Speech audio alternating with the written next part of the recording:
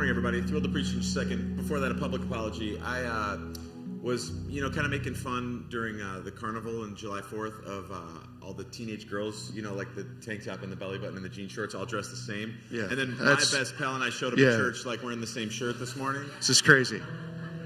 This has happened before. Yeah, so I just feel like I need to... I'll own it. That's my fault. We do it too, I guess, is the point. So... I'd love to preach to you this morning. If you have a Bible, I hope you'll turn to 2 Corinthians chapter 2. Now, I know that sometimes on a kind of rainy morning, we can feel like we're not moving at full speed or it's a little lethargic, and that's okay. What I'm thankful for about the Bible that we're going to open in just a second is it meets us wherever we're at. And so I have faith that it's going to meet us right now. I've been starting. Who's kind of has anybody decided like I'm going to be in on the Olympics this time and I'm going to be watching? Anybody been? Okay, wow, like 3 people. Okay, good. So you 2 and me.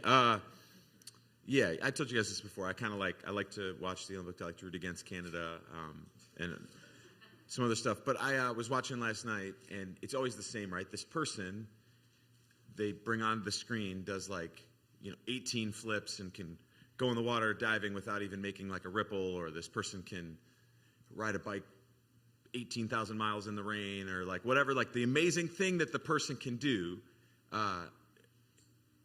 that happens. And then the people talking on the screen always want to do the same thing. They want to tell you about the years and years and years and years and years and years and years and years that they spent working to get to this point, right? It's like some guy, he fell off the pommel horse, and they were like, hey, he's been working on this every hour of every day since he was born, and now he fell, and his life is ruined. It's like what they're going to say. I was like, wow, it seems like a tough way to run your life. Like, if this sermon is really bad, like, I get another chance in an hour. That guy had one chance, and that was it. It's over for him. So, but they always emphasize that you're watching this, thing that happens. Wow. But they always emphasize that the way that the person got to that was the big part that you couldn't see. Kristen and I were both in tears last night right before we went to bed because this girl won a medal, and they brought her sister on the screen, and her sister said to her, you've been working to get to this since you were 3 years old. I'm so proud of you. And you're just like, oh, it's just so beautiful. The point is that you can't get anywhere without the discipline part of it.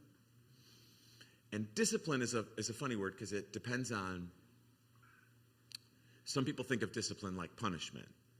Do the wrong thing. Now I'm grounded. It took my kid's phone away. I told them they couldn't, and they had to be disciplined. That's sometimes part of it, but it's also the idea of beating your body into submission, beating your will into submission, doing what I have to do to become the person that I want to be, that God wants me to be. That's discipline with my finances, discipline in my career, discipline with my physique. I've been noticing, we get to peak summer. There's some people that have been real disciplined in the church with their tan, and you could just see it on them. They've just got that golden brown because they've been disciplined to get to that pool every day. Congrats, amazing, whatever. The thing is that I'm using for discipline, it's to get somewhere. Okay. What I want to talk to you today is one of the things that God uses to discipline you and me. I don't mean that like punishment. I mean it like to help us become who He wants to be. And it's a really challenging thing. It's betrayal and the need to confront other people in our lives that we care about when they're doing things that are hurting themselves. And neither one of these are on the tabs that people are like, oh, I can't wait for this one. The one where God blesses you, you're like, oh my gosh, I have more money than I thought I was going to have. And now what do I do with it? That's a pretty good discipline. Most people are like, yeah, I'd opt in for that one. That sounds great. Wow. Yeah, Lord, bring me that one. This is one that most people don't want. So let me take you to the text, and I want to show it to you. And this message is called Handling Confrontation and Betrayal God's Way. So it's 2 Corinthians. We're in chapter 2. And like I was telling you, you can feel, as Paul's writing this letter to this church that he started, you can feel that there's this tension in the relationships between the people. I told you last week, I'll tell you every week, it's like we're hearing one side of a phone call of what Paul's experiencing. So he says this, for I made up my mind not to make another painful visit to you. For if I cause you pain, who is there to make me glad but the one whom I have pained? It's the first 2 verses. He says, so I made up my mind, we talked about this a little bit last time, that he was going to come visit them, but he decided not to. And he said, so I made up my mind not to make another painful visit to you. That word there that he's using, pain, he's going to use it 4 or 5 times in the first couple verses. And it's this idea of grief or sorrow. Here was the part that got me. This word has inside of it the idea of emotional pain so intense that it can morph into physical pain. That's how you know that this is something serious. You ever been there in life where the thing that I was feeling in my heart was so much that it's like, now I can't sleep, now I can't eat, now I can't, I can't, a lot of times I think it's like maybe if my marriage is in trouble or I'm not sure how I'm going to pay the bills this month, or if I think a lot of parents would say that I've had moments like this where what I'm feeling emotionally about my children is morphing into what I experience it like physical pain. Who could say I know what that feels like? Okay, we're making, more people have felt that than care about the Olympics. We're making some headway here. So, I'm just going to, doesn't matter, it's a rainy day. We're going to get there. And the reason why Paul was feeling this pain wasn't because he didn't care. He's like, he didn't say, I'm not coming to visit you because I don't care. He was saying, the last visit was so bad. And the reason why it was so bad is this second verse, it's like, wow, he says, now, if what I say to you causes you pain, well, how can I be comforted? Because the person who would comfort me is the person who's in pain. Make sense? Paul felt about the churches that he started the way that most people only understand feeling about their family. He felt this sense of fatherhood, of responsibility, of intense care for the people that he allowed and God allowed to come to Christ through his ministry. It was like family, which is why he can say, if it's a little iffy between us, how can it be good? Because the only way that I could be made to feel good would be, it's because it's in between us now. And I'm sure you've learned this. I feel like I've learned this a lot of times. There's no pain like family pain, right? Nothing hurts like family hurt.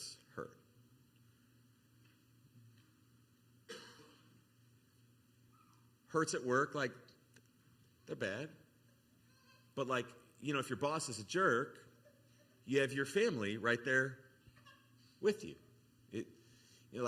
It's tough, man, when I don't know how we're going to make it this month, or the bills are tight, but when you have your people right there with you, or you're kind of trying to figure it out together, it has a way of bringing comfort.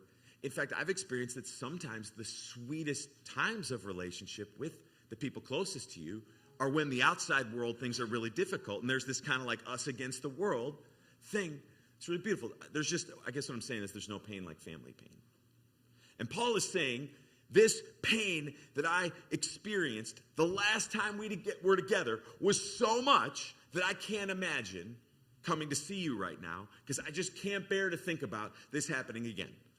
It was so bad last Thanksgiving, I'm almost like, I don't know if I want to go this Thanksgiving, because it took me like all the way till Christmas to get over how I felt about what happened last Thanksgiving. It's kind of like the energy. And because there's no pain like family pain, we often don't take into account how much the problems or difficulties or dysfunctions that people grow up with in their family affect the person they are when they're growing up. So I feel like one of the things I've learned a lot as I was growing up, the last few years, is just, I learned about this thing a few years ago. You may know about it, you may not. It's called the ACE test. And it's something that's given to evaluate childhood trauma. There's 10 questions on this test. It has questions like this. Did you have a parent or adult in your life who would swear at you or insult you or put you down or humiliate you? Were your parents ever separated or divorced? Did you have someone in your household who was mentally ill, or someone in the place that you lived commit suicide? Has anyone in your household ever gone to prison? And what people have found, this goes back like 25 years, insurance companies started this actually. There's 10 questions like this on this test. And what they found is that if someone, by the time they reach 18, answers yes to 4 or more questions like this, this is crazy, 5 times more likely to be addicted to drugs and alcohol, 4 times more likely to struggle with adult obesity, 12 times more likely to have suicide attempts, and 30 times more likely to have a problem with behavior at school. So the connection that's being made is that when kids grow up in families that have dysfunction or difficulty, more than likely, it shows up in all kinds of things as they grow up. Now, the great news of the gospel of Jesus Christ is that if you grew up in a family like that, that does not have to be your destiny, even though it was your start. No matter how bad the things were that you started with, how the cards that were put in your hand, no matter how challenging they were, Jesus Christ wants to redeem every single one of those things. And your family in the future does not have to be what your family's been in the past. It's also true, this is why we have to be so kind and so patient with each other and so easily able to say, if I grew up in stability and some of the people around me didn't, it shows up in weird ways in their lives and in challenging ways is the point I'm making. So Paul is saying, he keeps going with the text, verse 3, look with me. He says, now I wrote the way that I did so that when I came, I wouldn't suffer pain from those who should have made me rejoice. For I felt sure of all of you that my joy would be the joy of you all. For I wrote to you out of much affliction and anguish of heart and with many tears, not to cause you pain, but to let you know of the abundant love I have for you. As best as we can tell, there's another letter, at least one more, that Paul wrote to the Corinthians that isn't in your Bible. So there's 1 Corinthians, there's 2 Corinthians, there's at least one more, maybe a couple more. Paul wrote a lot of letters. I don't know. We don't have it. It didn't end up in your Bible. We don't need to worry about it. But this is what he's referencing when he says, I wrote to you the way that I did because I didn't want you to suffer pain. So as best as we can tell, Paul wrote a letter of confrontation to this church saying, there's some ways that you're acting, some ways that you're behaving. There's some things that are happening, and these things are not good. And whether it made them happy or sad, it caused them like this distress of being called on their behavior. And so he says, I felt positive that if you were able to move from the bad to the good, it would produce joy, and this would be good. Now he says this, I think now the key verse that's going to set the rest of the message for us. Look at verse 4 again with me just for a second. He says, I wrote to you out of affliction and anguish of heart and with many tears, not to cause you pain, but to let you know of the abundant love that I have for you. See, what he's saying is, if you need to confront someone in your life about their choices, about their behavior, about something that happened, you're only doing it right if it's more painful for the confronter than the confrontee. That like we maybe have had experiences where someone just like, pops off and says this thing to you, or this is why you could never, or this is why your life has turned out there, this is why people say things that they maybe act like they're telling you the truth, but really they're just kind of like throwing a grenade your way. I guess what I'm aiming at, this is the first thing, and if you're writing things down, you can write this down. I'm only handling betrayal and confrontation God's way if I only say it to them if it's from necessity and from love. I don't want to make it the habit of just throwing out every negative thing that I can see, right? I don't want to make it a habit to, with my children, be picking at their hairstyles, which can drive you crazy, or their clothes, or what time they're waking up in the summer, or like all these little things. I don't want to make it a habit to pick at my spouse or the people that I care about or the people that I work with about every little thing. I only want to bring confrontation to someone if I can do it because I have to, I feel like I have to, and if I can do it from a place of love. Paul only wrote this letter after he was so overcome with the certainty that he had to say something to them about what they were doing, that it brought him to, look at those words, affliction, anguish, and many tears. And maybe you've had that experience before of like, I know I need to have this conversation, and I could start shaking. I'm so nervous about it. Do you know what I'm talking about? Because I just want to say it I just want to say it just the right way. I don't want to hurt the person even more. feel like I have to say something, and so I want to be so careful. I want to be so. So before I get to a confrontation, there's some simple questions I can ask, right? Like, can I let it go? Do I have to? Was 3 minutes late really worth a whole thing about? Or can I just be like, maybe they hit a red light. Maybe there was a train. Can I just throw it over my shoulder? Maybe they just had a bad day. Maybe they hurt my feelings, but I know they didn't mean to. Maybe they said something they shouldn't have said. Maybe can I just put it out of my mind and never think about it again? Another good question is, am I the right messenger? I have a friend in my life who, I don't know why I was included, but this was this week. Two of my college friends, one of them texted the other one a picture of the guy and was like, hey man, you're looking pretty rough. Like, might be time to like get to the gym and like get your act together. I was just an innocent bystander. But the crazy thing is the guy who was sending this text has needed to go to the gym and needed to get a treadmill for like 20 years. Sometimes I need to ask, am I the right messenger for this message? He was not the right messenger for the message. It was immediately rejected out of hand. And I was like, what are you guys bringing me into this? I don't know, man. This is why, this is really challenging, but like, divorced parents have a hard time talking to their kids about their relationships, right? And parents that weren't around in the right way have a difficult time talking to their kids about what's going on with their kids when they're adults. And sometimes I just have to be willing to say, maybe God needs to bring this message to this person, but it's going to have to be through someone different than me. And then the last question, can I say this in a way that is helpful and not harmful? I've had to learn the hard way, maybe you've had to learn the hard way, that if my emotions are too high, I'm likely to end up saying it in a way that is going to make it worse and not better. And then what happens is you end up talking about the way that you said it to the other person instead of the message that you were trying to get across in the first place. You ever got into that one? Yeah. Dysfunctional people are masters at like using the way you said something to get out of having to talk about the message that you were trying to send. So Paul had to say something confrontive to these people. And he had to do it so much so he knew it out of the emotion. But I only say something if it's from necessity and love. The next verse 5 says this. Now, if anyone has caused you pain, he has caused it not to me, but in some measure, not to put it too severely, to all of you. Paul's here giving us a clue of what had happened in this church. We don't know it with total clarity, but what we think happened is something like this. Come here, Steve. You're in the message, buddy. You look great today, by the way. Nice to see you.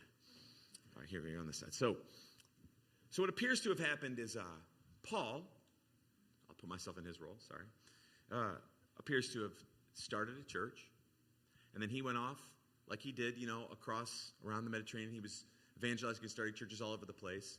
And there was another guy, a real handsome guy. He had a way with words. He could speak with such beautiful poetry, and he was so handsome. He just kind of had like the whole package that maybe Paul didn't have. Because Paul goes out of his way over and over to kind of be like, I'm not much to look at, but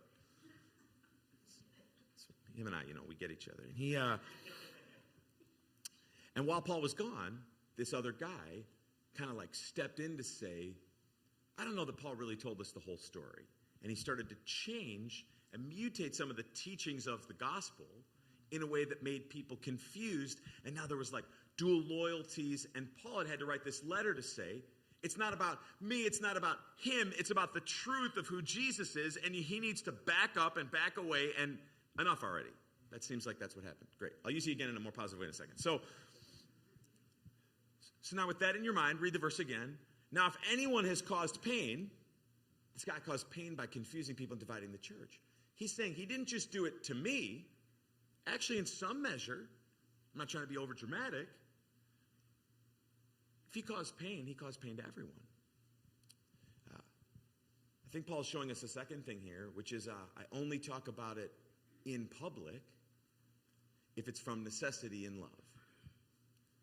Paul is using tact by speaking about a specific situation in ambiguous generalities. He avoids naming the person or describing the indignity that Paul suffered. Paul is showing us an example of love absorbs, doesn't publicize the dysfunctions of others. We live in a world that really loves to function the opposite way of this, right? Everybody loves to tell their story. Like I was at a restaurant and Stephen Colbert left a small tip and he was such a jerk. And people love to, I made that one up, but people love to publicize as often as they can the most negative things that they can think of about other people, right? People love to do you have anybody in your feed who does the oh, I'm so disappointed in American Airlines. They left me stranded. Oh, and then what happened? Did you get in a little metal thing and fly through the air? A miraculous thing that most people, forget about it. So I don't want to get into that right now. It's just everything's amazing and we all complain all the time. Why is that? So we know that thing that's in the culture now, which is constantly trying to present the most negative thing as a way of why. If I lower the opinion that you have of others, I'm subtly raising the opinion that you have of me. There's a place for public confrontation, right? So if, God forbid, we ever had to find out that there was someone in this community church that was a threat to children or was a person who couldn't be safe or be trusted, we would have to say, you need to stay away from this person for the safety of everyone else. But most of the time, the thing that we're supposed to do is absorb the difficult things that we experience and face internally for the greater good of the group. Paul had every right here to be yeah, that's Steve. Can you believe he X and Y and Z? And can you believe A, B, and C? I just can't. But instead of making it personal, Paul is doing what we all are aiming to do, which is point back our attention to Christ. He's also saying a second thing here, that when the purity of the group is compromised, everyone is compromised. Last week in our household, somehow or another, our 15-year-old athlete in the middle of summer got strep throat. I don't know. I know. That look on your face is exactly how I felt. I'm right there with you. Yeah. And then this is what always happens. If you have more than one kid, this is why the church is sometimes half empty in the wintertime. After one person gets sick in the house, then what happens? Now little sister's sick. And then I was at work early in the morning and I was like, Kristen, I think that my throat is maybe starting to hurt. We understand this is the way that sickness goes. When one is compromised, eventually, usually the whole group is compromised. And Paul is saying, if one person causes pain, actually in a certain way, he's caused pain to everyone. So he says in verse 6, for such a one, this punishment by the majority, verse 6, is enough. So you should rather turn to forgive and to comfort him, or he may be overwhelmed by excessive sorrow. So I beg you to reaffirm your love for him. All right, come on, Steve, you're back in. Nico, come on, you're in too. What's up, buddy? I'm so happy to see you. Good to see you too. Good to see you. You showed up at church with a suitcase. You flew in for church. Total legend, this guy. So here's what's happening. Here, you're on the other side, actually. Come here. No, one more. Yep. Here we go. Okay. So there's this problem. And you know how this goes in families or in groups or whatever. There's this triangulation that happens that now that there's a problem between Steve and I, the next question becomes, what's the other people involved going to do? This is like, when a couple breaks up and people feel like they have to pick sides, or someone gets fired from your company and now I'm either siding with the boss or siding with you, and there's this, what's going to happen? Well, Paul is saying, just put that verse back up for a second. Thank you. Paul's saying, so look, okay? The fact that everybody in the whole group knows that this guy was wrong and tried to mess the church up and caused all kinds of problems, the punishment that everybody knows is enough. So what I want people like you to do is I want you to turn towards him and look at the words that he uses. He says, I want you to forgive. So what's forgive? Forgive is to let go of, to release the debt that he owes. But I don't just want you to forgive him. That's like, I can stand over here and not like look out of the corner of my eye at you. Like, he says more. He says, what I want you to do is I want you to comfort him. Yeah. Yeah, good, beautiful. Why? Get this. Because otherwise, he is going to be overwhelmed by excessive sorrow. There's people that won't enter a place like this because they screwed things up. And the way that they were made to feel after the divorce, the way that they were made to feel after the bankruptcy, the way that they were made to feel after their kid did something stupid, or someone, the way that they were made to feel caused such sorrow in them that they were overwhelmed, and it drew them right to the ground. So what Paul is saying, look at it, he says, I beg you, if I have any influence with you at all, make sure that the person who is the one who screwed up in the first place knows that, hey, this is the good news of Jesus Christ. Everybody is the one who screwed up sometimes. Everybody is the one who makes the mistake, does the wrong thing, goes the wrong direction. And some people do it in a more obvious way than other people. Like, I'm the have to say sorry because I said something crazy. Some of you are more like disciplined, so you're just saying the judgmental thing in your heart so nobody knows as often or whatever. And I get that. It's cool, amazing. But some of us, we are always at some point going to be the person that screwed everything up. And Paul is saying we are not going to allow that human instinct to punish and to stand above and to say, I would never. We are not going to let that destroy the beauty of what God wants to do.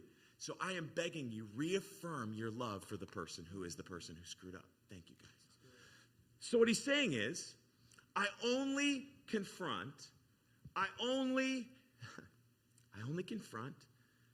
person who has betrayed or messed things up or done the wrong thing. I only do that, is the third thing, in a way that promotes restoration. This is the necessity of love. The necessity of love is that when I try to say or point out, hey, no, you shouldn't have done that. No, you shouldn't have said that. You shouldn't have. No. In our house, you're going to have to be home before midnight. It's just the way it's going to work. It's like hilarious, right? You grow up and you're like, I want to be sleeping so long before midnight. But when you're a kid, you want something different. When you say, hey, when I do that, I only do it in a way that isn't ever thinking I'm going to tear the thing apart permanently, but always in a way that's goal is when the thing is broken, we can put it back together. Paul's way of responding suggests that the offense was serious. But he is also pointing at Pharisaic Judaism stressed receiving back repentant offenders. All through history, we see this tension in cultures. Will we set those who have made mistakes aside permanently? Or is our goal in anything that needs punishment to help the person make their way back into the community? This is why it's a huge deal that our church is participating in trying to help people that end up in the jail down the street in Rolling Meadows, where however they got there, we participate in trying to help them make through the problems that they've gotten themselves into so that they can make their way back into society. We see it over and over and over that when our society sends people to prison and now they have a criminal record and it's difficult to find a job and there's all these challenges that go their way, what it promotes to them is to what? Go right back to the same place that they've been. The goal in confrontation should always be to allow the person to make their way back into the group. This is what Paul is getting at in Galatians 6:1 when he says, if anyone is caught in any transgression. So you don't have to be a theological genius to know what is included in anyone and any transgression. It's a pretty wide. If any person is caught in any transgression, he says, you who are spiritual. So do you consider yourself one of the spiritual ones? Do you read the Bible? Do you open the million emails your church sends you? Do you pay attention? Do you try your best to be on the program? You who are spiritual should restore, is the idea to put back, in a spirit of gentleness. Then he says, keep watch on yourself, lest you too be tempted. What's he saying? What are you tempted towards? That when you observe the broken pieces in others, it is so easy to elevate yourself into a higher esteem of yourself than you are. That's the temptation. Okay, so easy question then. But what if they're not sorry? It's a fair question. So great. If a person, I think I've made a compelling case from the scripture in this hour that if a person has broken something, we should do everything we can to allow them to put it back together. But what if they're not sorry? Like,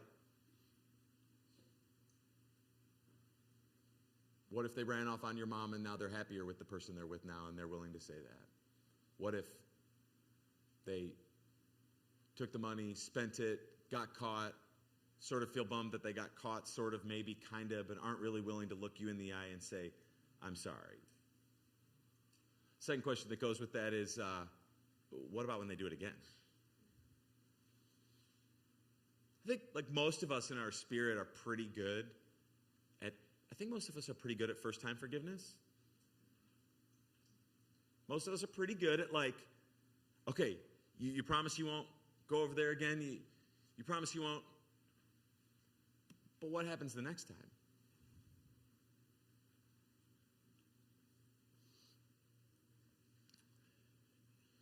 Paul says here, this is the next verse. We've just got a couple left. He says, this is why I wrote.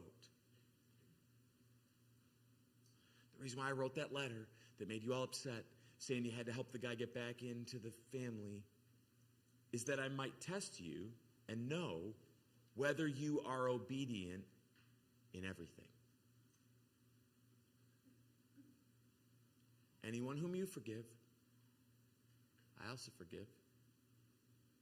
Indeed, what I have forgiven, if I've forgiven anything, has been for your sake in the presence of Christ. So let's pause there for a second. So he says, the reason why I wrote is would test you whether you are obedient in everything. What's Paul saying? He's saying that maybe the most difficult challenge that we face as people of faith is the willingness to forgive people who hurt us, to restore people who broke things. And I think that that includes, even if I'm not sure that they're sorry, and even if they do it again. Now, right here, that does not mean that if a husband puts his hands on his wife, she should let him back in the house when she doesn't know if she's safe. That's not what it means. There's a difference between forgiveness and reconciliation, restoration. We've talked about that a lot before. We can talk about that again as many times as we need to. This doesn't mean that we should let people who aren't safe around our children, because that means that's forgiveness. Forgiveness means I'm holding on to this thing, right? I'm holding on to this thing, which is the thing you did to me. I went to bed last night, and I was thinking about this referee from a basketball game yesterday, who I thought made kind of a bad call at the end of the game, and I was kind of mad about it. I was looking at his face. I can see his face right here. I might see him later today, so I got to figure it out.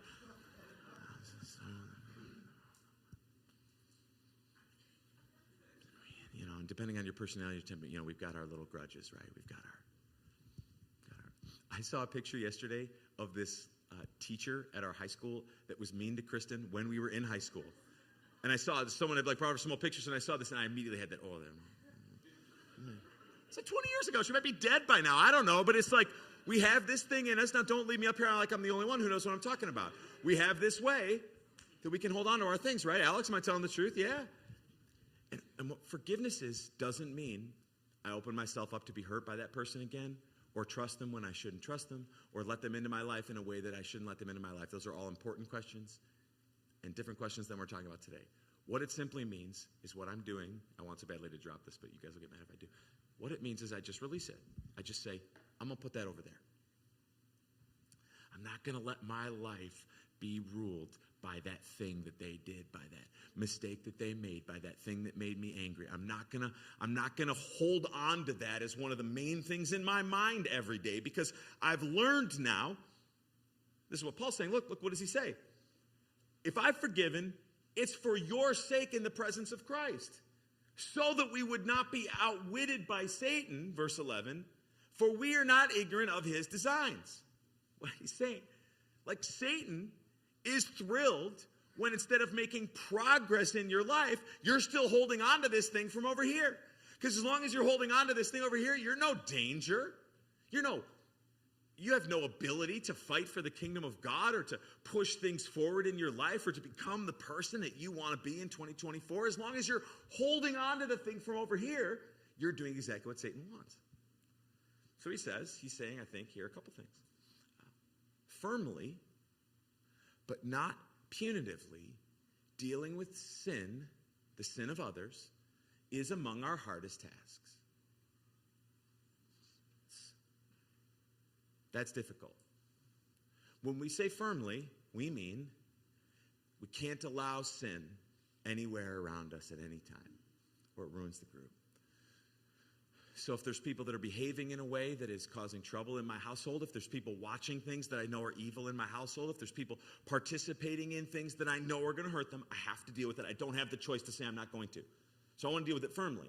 But that doesn't mean that I do it in a way that destroys them or makes them unable to go forward or is so brutal. I've learned a lot by having a little girl. Because boys, you can get mad, you can yell. It's just like, they're football players. It doesn't even make a dent half the time. And a little girl, if dad looks at her with just like annoyance in his eyes, it's like a crying puddle for 15 minutes that no one has any interest in helping me clean up.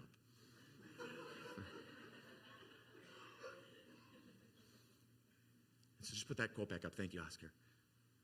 So what does it mean? It means that it doesn't mean that her dad doesn't have to help her when she's doing the wrong thing, but that he can only help her if he's very, very, very gentle. That is such a challenging thing. It is so challenging. It's among our hardest tasks. But it also says to me that Satan wins when sin and disappointment permanently separates the people of God. Satan wins when bad things happen between the people of God and we just let it stay that way forever. That's what he wants. Notice that Paul says there in verse 10, anybody that you forgive, I forgive. One of the things I think he's pointing at is maybe don't hold on to other people's grudges or frustrations or whatever's. It's so easy to kind of collect those. Oh my goodness, when you're a pastor, you can collect them all day long. People just can't wait to ask you to pray for whatever their person is that's driving them crazy. And you can start to collect really easily all these battles that you're sort of fighting by proxy, by annoyance at other people. He's just saying, Paul's saying, don't hold on to this thing on my account. Like if I was the person who was offended and I let it go, then let it go. And I'm not going to be worried about anybody whom you've forgiven. If you forgave him, I forgive him too.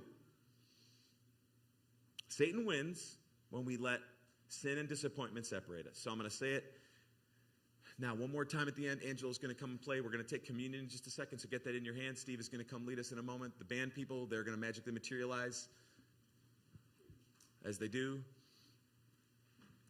So put that last slide that we have on the screen. I want to just get this right. This is confrontation and betrayal. God's way, sorry, one before that. I only say it to them if it is from necessity and from love. If I don't have to say it and I can't say it in a loving way, I keep my mouth shut. If I don't have to say it and I can't say it in a loving way, I keep my mouth shut. 2, I only talk about it to other people. That's like, other people, voice to voice. It's other people, like in other ways. I only spread the story if I have to, and I can do it in a loving way.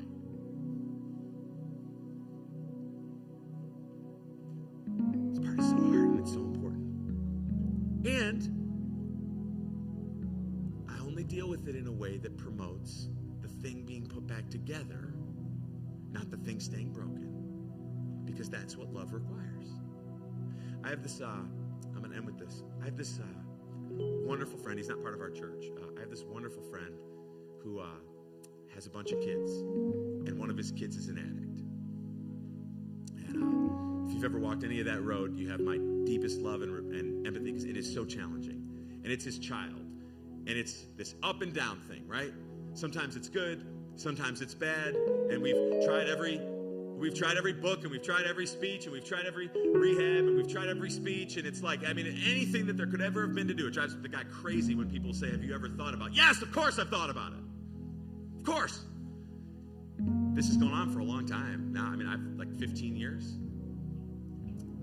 And every single time the kid gets clear-headed enough to come home for a little while, the door is opened, and there's hugs, and the person is welcomed in, and I'm so glad you're home.